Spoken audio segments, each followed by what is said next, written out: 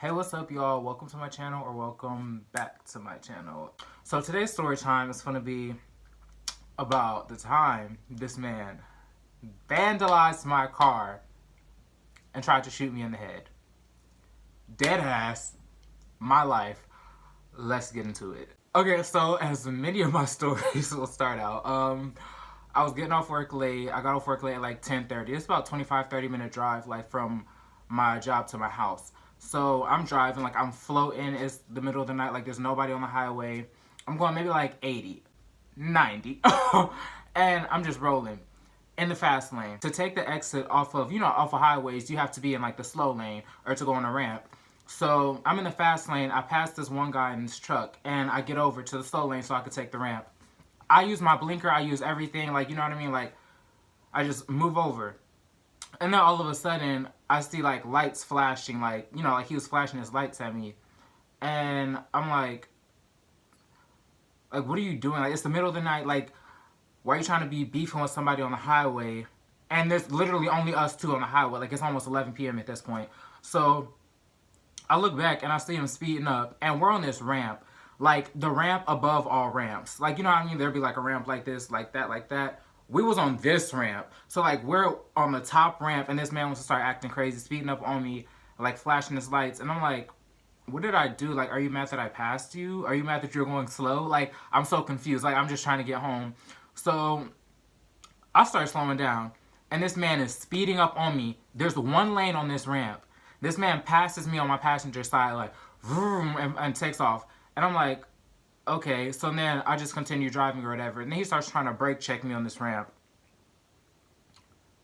First of all, what are you doing? I fly around him. So, like, mind you, on this one lane, like, we're both, like, brake checking like this, cutting each other off on this one lane high ramp. So I get in front of him and I take off, and I'm just, like, continuing going home. I literally forget about the whole situation for a split 30 seconds. Like, I'm just driving in the car, like. And then, all of a sudden, I hear like a glass shatter sound, like, pow! I look over, like, real shook, like, and this man pulled up beside me, rolled down his window, and threw, like, a glass bottle or something like that. I don't know, he threw something, and it broke my mirror, scratched the glass on my passenger side door, scratched the door, everything, like, in this one foul swoop. And then, I'm like, the mirror shattered, the mirror is faced backwards like this, and I look over, like, and as soon as I look over, this man hits the brakes, drives off the highway, through the grass, like, and it was one of them dips that was like this. So, he was in a truck, so he knew I wasn't going to be able to make that. So, he just thought he was going to get away with it, and I'm like, you just messed up my car for no reason. Why are you mad that you was flashing your lights at me and I flashed my lights back at you? So now you're going to, no, I was shook. So clearly I wasn't going to make that dip, but I was not going to let this man get away. Oh yeah, by the way, I don't have no rearview mirror.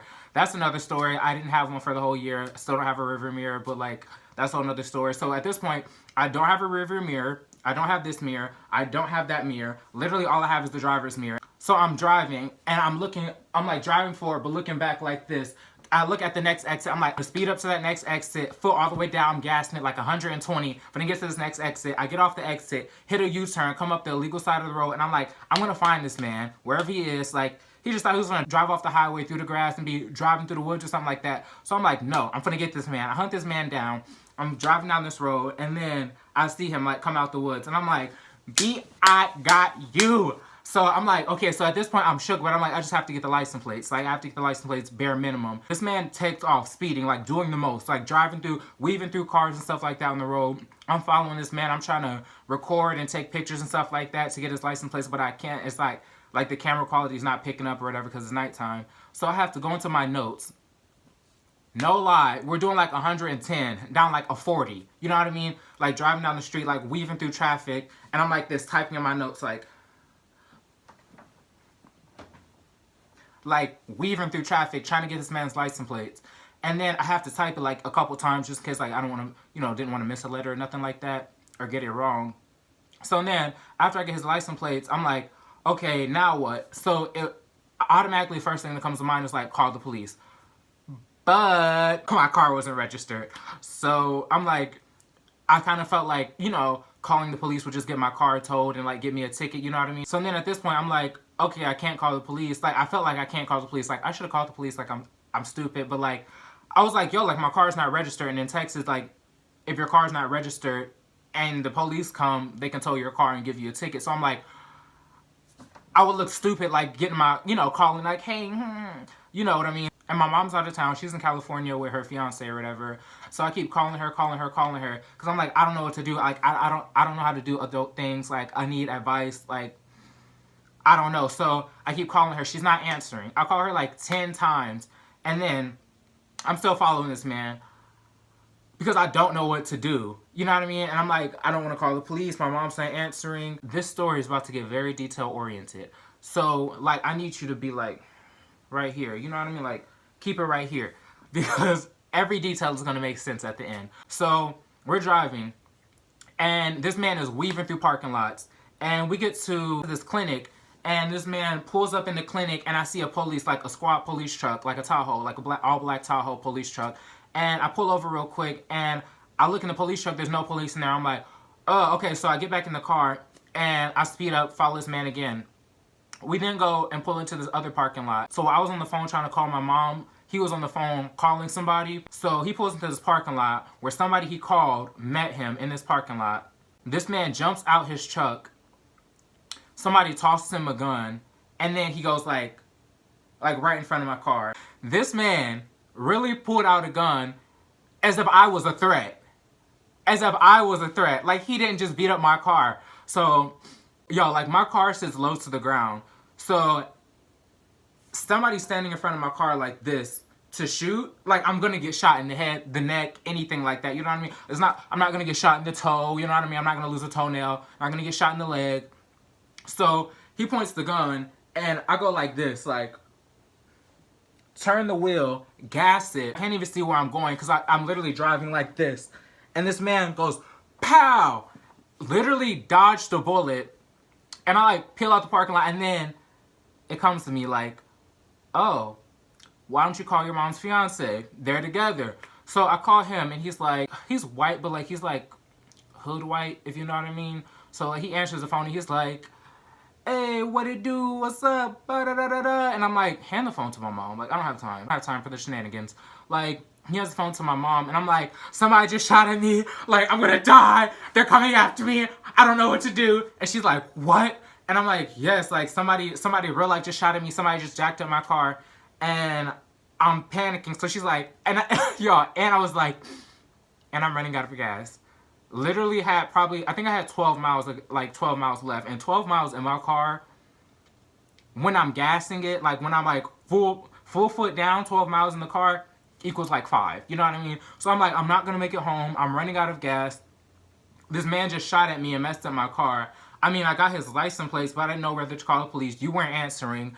And now I need to get gas. She's like, I need to know where you are. Like, what street are you on? What area are you in? And I'm like, I don't know. I was just following this man. But I look up and I see like, oh, I'm on Saginaw Boulevard. So I tell her I'm on this street, Saginaw Boulevard. And she's like, all right, I'm going to stay on the line, pull over to a gas station, like try to make it a distance away. You know what I mean? Like, don't pull over next door to wherever you was and get gas or whatever. She's like, try to make it a distance away, get gas, stay on the phone, get maybe like 2 gallons of gas, make it home, and then I want you to call the police. She said, I'm going to stay on the line until you get home safely, and then I want you to call the police once you get home and park the car because the car is not registered. So I'm like, okay, boom, got her advice. So I get home, I call the police.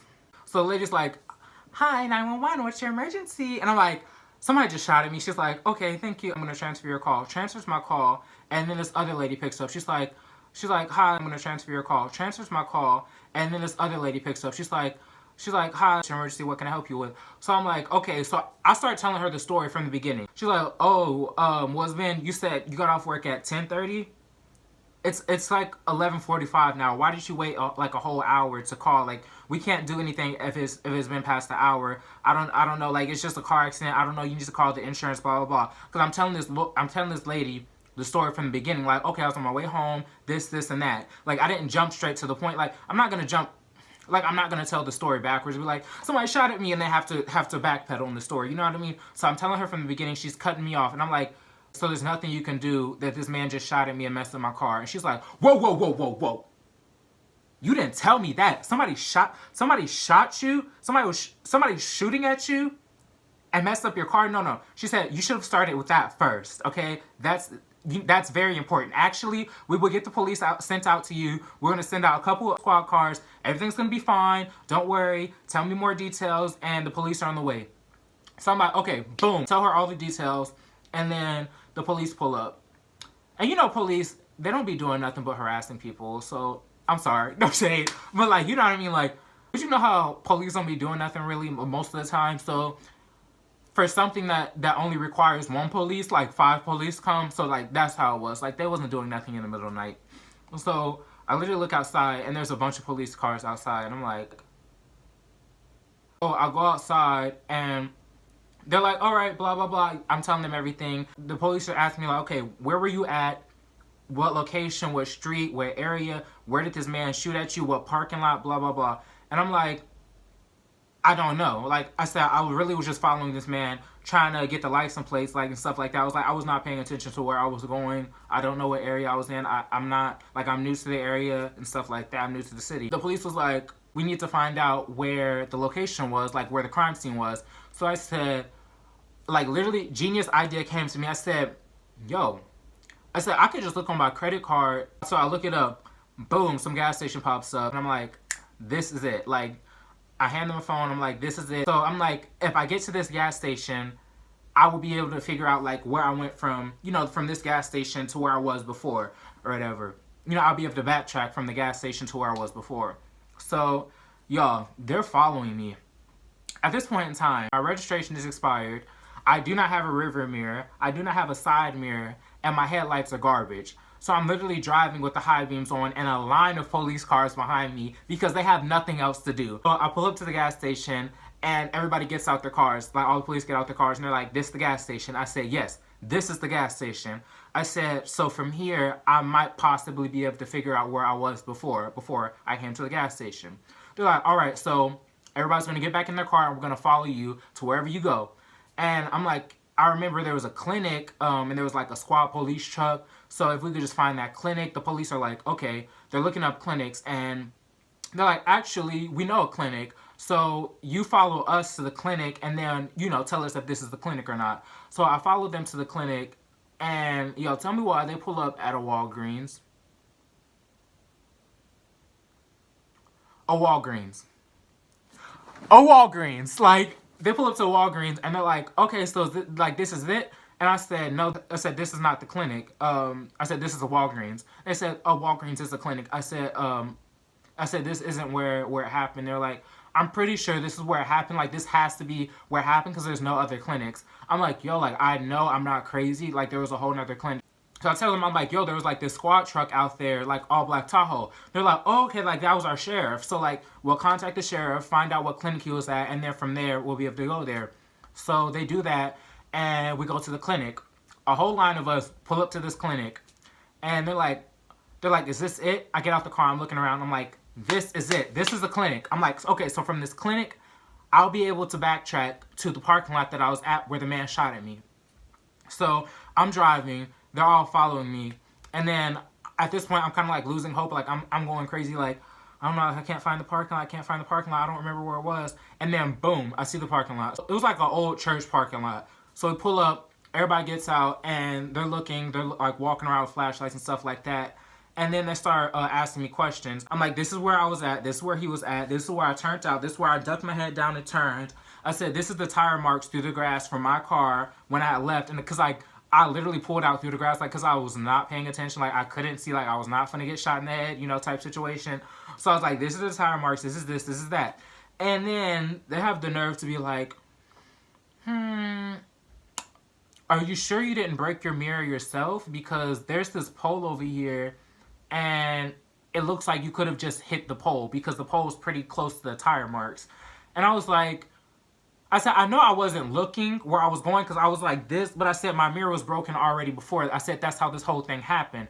They're like, it just seems like you kind of broke your mirror yourself. Like, I don't see why somebody would break your mirror, and we don't see any bullets over here in the ground. So I it just kind of seems like your story's not adding up, like it's not making sense at this point. And I said,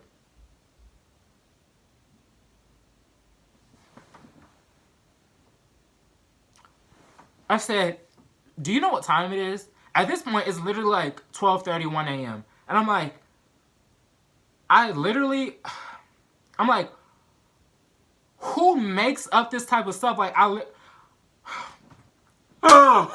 like, I was going crazy. Like, in my mind, I was going crazy. I'm like, how can I pull up all this evidence? Why would I fabricate this story over a broke mirror? I'm like, no. So I literally was making myself look crazy. Like, I go over to my driver's side. I'm smacking my driver's side mirror. Like, look, it won't break that easy. To the police. Like, all the police are looking at me like, yeah, he's crazy. He's delusional. Da, da, da, da, da. Like, speaking to the little microphones, the little walkie-talkies, and I'm like smacking my mirror like, it won't break that easy.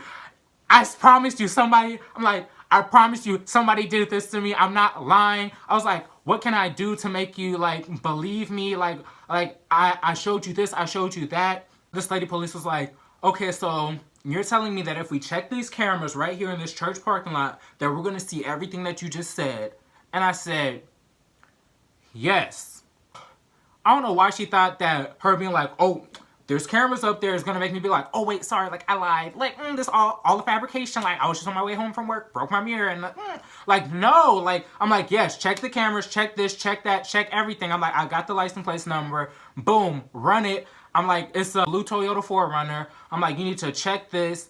They run the license plates, and then they're like, oh, well, this truck is registered in a woman's name. And I'm like, okay, and like, what does that mean? They're like, and you said it was a man driving? I'm like, yes. So they're like, okay, what did the man look like? Like, they're asking for like the most vivid description ever. And I'm telling them, I'm like, yeah, so I'm like, the man who was like white, kind of like low hair, blah, blah, blah. And they're like, more details, more details. They're like, did he have like facial hair, freckles? Like, what was his eyebrow shapes? I'm like, I don't know. I wasn't looking at the man. I was just not trying to die. You know what I mean? Like, I was like, I don't know. Like, I have a vivid imagination. But I'm like, I don't remember everything about him. I just know it was a man that shot at me and messed up my car.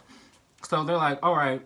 They're like, your story still seems a little bit shaky. And I'm like, yo, like, I really just need my car fixed. I'm like, this was the man. Like, I just described the man. I got the license plates. I got this video.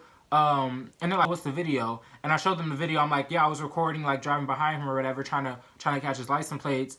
And they're like, oh, on your camera thing, it does say Saginaw. So, I mean, I guess that is a little bit more proof or whatever.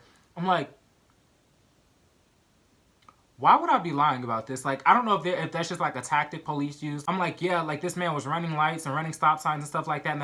And then the police was like, oh, he was running lights and running stop signs, so that means you was running lights and running stop signs? I said, no, I'm not stupid. I said, I would take a right, hit a U-turn, and take a right or go through a parking lot. And they're like, that's illegal, but continue. Like, literally said, that's illegal, but continue with your story. Continue with your lying story. And I'm like, I'm not lying. So I keep telling them a story and stuff like that, keep telling them more and more details. And then this police officer says to me, you seem awfully concerned about your car and not the fact that you got shot at. You keep bringing up your car and how you want it to get fixed, but you're not too concerned about the fact that you just got shot at. He said, and I quote, what, you get shot at every day or something?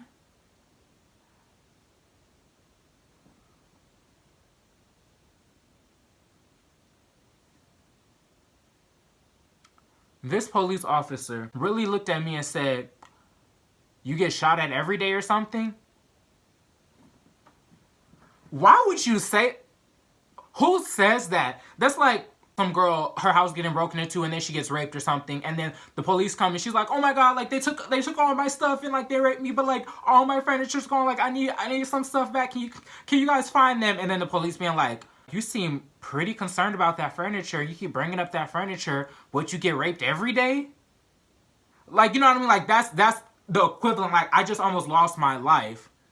And you're just gonna... Like, you don't say that. What human says that? What police even says that? Like, oh my god. This police really said that to me.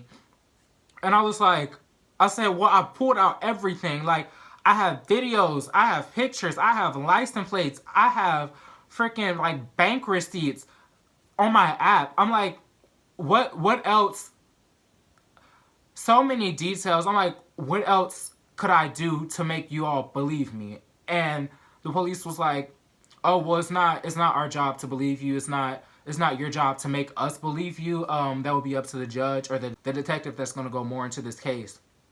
So I'm like, okay. So they gave me a card. They're like, all right, we're going to call you, or a detective is going to call you, and the process is going to continue. So the following day, I wake up and a detective calls me, and he's like, okay, he's like, yeah, so we found the guy, and the guy's name is I'm not gonna say his real name, but his name starts with a C, but like I'm just gonna call him Cody for the sake of the video, you know what I mean? So they're like, yeah, so the guy's name is Cody, and we found him, and he confessed that everything that you said, everything lined up, and he just said that yes, he pulled a gun out on you and shot at you, but he said he was scared because he didn't know what you were capable of. He didn't know what I was capable of.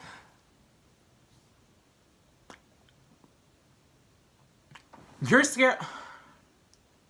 I swear, people are always trying to play a victim. Like, you messed up my car, shot at me, and you don't know what I'm capable of? Like, I did something to him? Like, I did something to this man. I hate people. Okay. Anyways, so yeah, he's like, Cody said the incident kind of escalated very quickly, and that he's willing to cooperate and go through this process. And I'm like, okay, great. So the detective is like, okay, so you can either go to court, which this man is going to be facing multiple charges because he like vandalized your car, like damaged your property, shot at you, and like had a gun in the car and everything like that. So those are multiple charges, like felonies and stuff like that. So I'm like, okay, great. So he's like, yeah, so you're probably going to be going to court a couple of times to get through this process. This man will definitely be going to jail, and your car will probably get fixed through the insurance. I said, to court a couple of times. He said, yeah, you can go to court a couple of times and get through the case, and your car will be fixed through the insurance, or you can handle it civilly, which I'm going to need you to come in and sign documents. And if you handle it civilly, then that just means that you will go and get the estimate of however much it's going to be to get the car fixed, and then he would have to pay out of pocket to get that damage fixed if you would like. I said, yeah, honestly, because to me, in my point of view, it was like, if I was going to court multiple times, I would be missing work multiple times, missing out on money multiple times, just to get this man sent to jail, and then my car would get fixed through the insurance, which, I mean, like, fine, my car was gonna get fixed, but like, I was gonna lose money, if that makes sense. So I was like, no, I said, I'd rather just handle it civilly. I was like, I'm not scared of this man. Like, I don't need a restraining order. I don't think he's gonna like come at me again. I was like, he could be free or whatever. I said, I really just need my car fixed, and I'm not trying to miss work a bunch of times. So he's like, all right, come in and sign this paperwork, and then go get the car appraised and come back to me with however much it is. So I go get the car appraised for the damage estimate. This man, in one foul swoop, caused $1,833.78 worth of damage to my car. I was shocked. Almost $2,000 worth of damage in one foul swoop. I didn't care. Like, I'm not paying for it. Like, I didn't mess it up. I'm not paying for it, but it's going to get fixed. So I'm like, I'm not bugging. I'm like, that's a lot of money, but like, ooh, like, too bad for him. Like, I don't care. So I tell them, I give them the paperwork. I'm like, yeah, this is how much it is. And he's like, all right, so I'm going to call Cody, and I'm going to talk to him, and then we're going to three-way. He calls Cody, and he talks on the phone to him. And then he comes back, he like three-ways to us, and, three-ways all of us in. And he's like, all right, so Cody said that $1,800 that's pretty steep, but he knows people at a body shop that could do it for like way less. Like, he knows friends at a body shop that could do it for way less. And he was just wondering, like, if we can go that route. If we can go that route. Are you serious? Yeah, do I look dumb? Yeah, I'm just gonna hand my car keys over to this man that tried to kill me. I'm gonna hand my keys over to him and his friends so that they can fix my car. Maybe like cut the brakes, slit the tires, put a bomb in my car, and then give it back to me. No. I was like, absolutely not. I am not giving my car keys and my car to this man that tried to kill me so that they can fix my car. I was like, no, absolutely not. He just needs to pay me the money and then I will go and get it fixed myself. So he's like, all right, so you and Cody could work out something, and have everything in text message so you can have receipt, like receipts, like text message receipts. So he's like, have everything in a text message so that you can have proof and receipts of everything, have proof of the conversations and everything like that. So I'm like, all right, bam, easy. So we hang up and I text him. Very civilized, and I just like a whole paragraph, very, very civilized, right? And this man is, I really don't have to be this nice to this man, but I was being this nice to this man because I was about to get like $2,000, you know what I mean? So I'm being nice to this man. And he's like, hey, I only have like 1,300 that I could send, and then I'll be able to send like the other 5 something later. I said, okay, that's fine. I said, go ahead and send what you have now and then send the other 5 something later. So he sends what he has, sends 1,300, and then, y'all, almost a whole month goes by. I give this man like a whole month. I didn't have to be this nice to this man. I didn't have to cooperate with him and his little budgeting and his little payment plan, but I was. Because I was about to get $2,000. And I was just like, it's going to be over, like, I don't care. So, it's been almost a whole month after he sent 1,300. I'm like, where's the other 5 something? So I text him very respectfully, very nicely. And this man fires back at me with some, when I have the 533, I will send it to you, but my bills come first. This man told me his bills come first. I'm sorry, like, you really just messed up my car, almost killed me, and your bills come first? It's already been over the 2 weeks. It's already been like a whole month.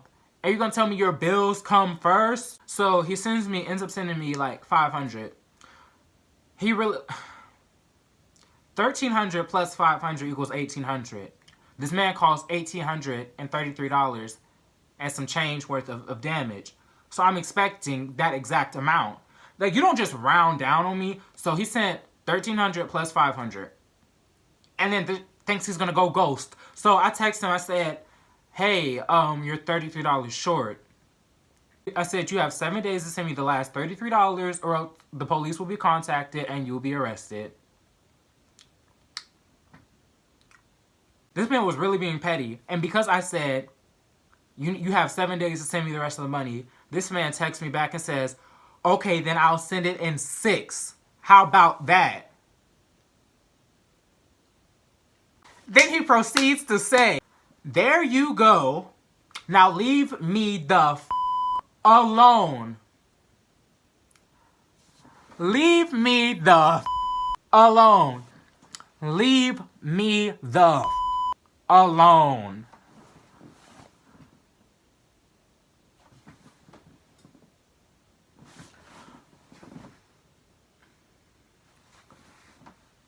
Y'all, at this point, I've been disrespected. Like, he has no respect for me. He damaged my property. He clearly doesn't care about my property. He shot at me. He clearly doesn't care about my life. And then he just insulted me and disrespected me in a text message thread, acting like he doesn't owe me money. After I've already gave him a month and he only said I'm sorry, I'm going on a tangent. I'm going on a tangent. But he disrespected me on every level. I had nothing else to say. Like, I know people that will pull up on this man. But I was just not trying to go there over this last $33. And I said, I ain't got nothing else nice to say. So, my mother once told me, if you have nothing nice to say, don't say anything at all. And I didn't have nothing nice to say to this man. So I didn't say nothing at all. I just laughed at his text message so that he can get it that I laughed at his text message. And I just left it at that. And that man sent me the last $33 on the 6th day. I cannot. I hate this man.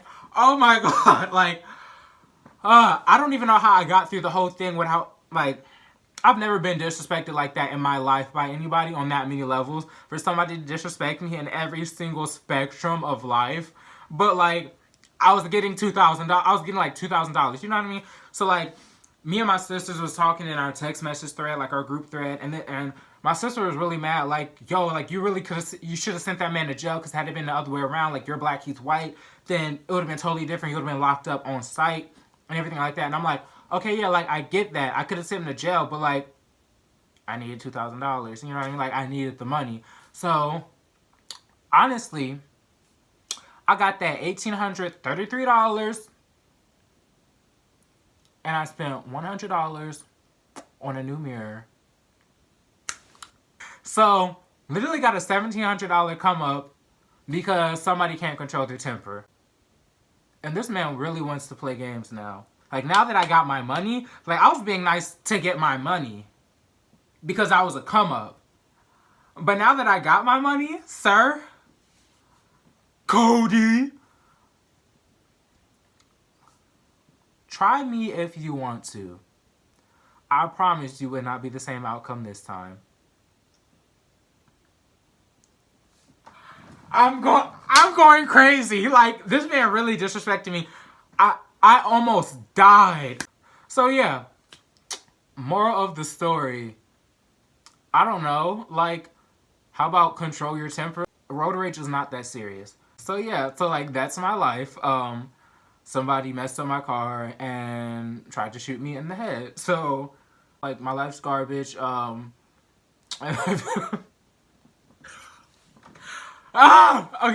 If you want to hear more tragic stories of my life, like, comment, subscribe.